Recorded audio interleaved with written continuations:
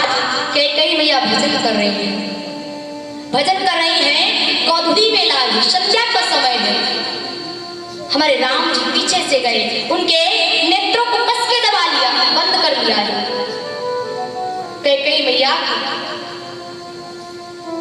जैसे ही नेत्रों को बंद किया तो आज कैकेयी मैया ने कहा, अरे लक्ष्मण तू बड़ा शरारती हो गया है, मेरे नेत्रों को छोड़ दे, मैं भगवान का भजन कर रही हूँ, ध्यान कर रही हूँ।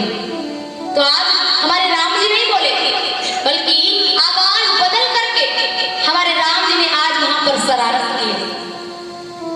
वैसे हमारे राम जी कभी शरारत नहीं करते, ये तो सभी लोग जानते हैं, क्योंकि भगवान नारायण जब त्रेता युग में आए तो प्यारे भक्तों वे मर्यादा पुरुषोत्तम बनकर के आए, मर्यादा पुरुषोत्तम। और जब द्वापर में अवतार लेकर के आए हैं तो लीला पुरुषोत्तम बनकर के आए हैं। राम जी ने अपनी मर्यादा में रह करके हम सभी लोगों को सीख दी है, और हमारे कन्हैया ठाकुर जी ने अपनी लीलाओं के माध्यम से हम लोगों को नाना प्रकार की सीख दी है। प्यारे भक्तों, भगवान श्री कृष्ण की प्रत्येक लीला से हम और आपको कोई ना कोई सीख मिला करती है। आज हमारे राम जी जब कैकेयी मैया के पीछे गए, नेत्रों को पकड़ लिया, आवाज लगाई, मैया अगर आज आप हमें सत्य बता दोगे कि मैं कौन हूं, तो आप जो भी जीवन में कहोगी मैं आपकी बात मानूंगा। लेकिन अगर आपने सत्य नहीं बता पाया, अगर आप ये शर्त हार गई, तो मैं जो भी कहूंगा वह आपको जीवन में करना पड़ेगा। कैकेयी मैया से कहा, आज ये शर्त रख दी। सभी लोग खेलते होंगे, जब छोटे थे, बचपन का समय था, माताओं बहन और भाई बहन सभी लोग खेले होंगे ना, अब तो याद नहीं होगा, सभी लोग खेलते हैं। आज जैसे ही कैकेयी मैया ने पहले लक्ष्मण जी को कहा, फिर शत्रुघ्न को कहा, उसके बाद तीसरा नंबर भरत का कर दिया, लेकिन राम का नाम एक बार भी नहीं लिया।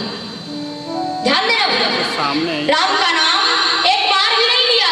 और जब तीसरा नंबर भरत का हो गया तो मेरी मृत्यु तक आ जाए, मेरा काल तक आ जाए, फिर भी मैं इनकार नहीं करूंगी। आज जब राम जी ने ये बात सुनी तो कहने लगे, मैया कलंक तो लगेगा ही, और साथ में आपका ये सिंदूर है ना, आपसे सिंदूर भी छीन लिया जाएगा, मिट जाएगा, आपका सुहाग उजड़ सकता है अगर आपने मेरी बात मानी तो। जैसे बात सुनी कैकेयी मैया के नेत्रों में अश्रु आ गए, लेकिन कहा, हे राम मैं आपके लिए सब कुछ बर्दाश्त कर सकती हूँ, इतना प्रेम है, विचार करो।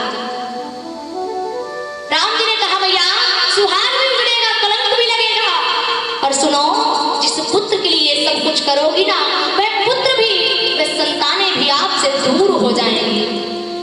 जैसे ही ये बात कही, आज कैकेयी मैया रोने लगी, फूट फूट करके रोने लगी। अरे पुत्र, मेरा तो संसार ही आपसे चलता है, सुबह नेत्र खुलते हैं तो आपका मुख देखते हैं, जब सोते हैं तो आपका मुख देख करके सोते हैं। अब जब आप हमें छोड़ करके चले जाओगे तो मेरा इस संसार में जीने का अर्थ क्या रह जाएगा। फूट फूट करके रोने लगी। तो आज प्रभु श्री राम सोचने लगे, अब तो उल्टी गंगा बहने लगी, अगर ये भावुक हो गई और मुझे वचन नहीं दिया तो सब काम बिगड़ जाएगा। तो आज प्रभु श्री राम ने अपना मुख खोला है। जिस तरह से भगवान श्री कृष्ण ने जब द्वापर में मिट्टी खाई, माटी खाई, तो यशोदा मैया ने जैसे ही डांटा और कहा अपना मुख दिखाओ, तो आज कन्हैया ने मुख फैलाया तो उनके मुख में यशोदा मैया ने पूरे ब्रह्मांड का दर्शन कर लिया।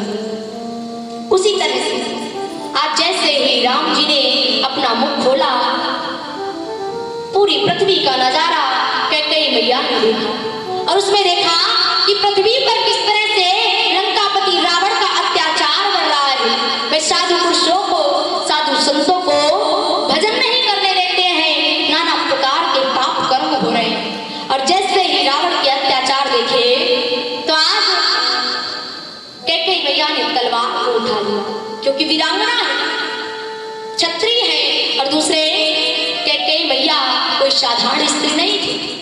जिन्होंने देवासुर संग्राम में अपने पति की अर्थात महाराज चक्रवर्ती सम्राट दशरथ की सहायता की थी प्यारे। तो विचार करो कितनी बड़ी वीरांगना है हमारी कैकेयी मैया। जैसे ही रावण के अत्याचार देखे तो आज तलवार को खींच लिया प्यारे भक्तों और खड़ी हो गई कि आज ही मैं लंकापति रावण का अंत कर दूं।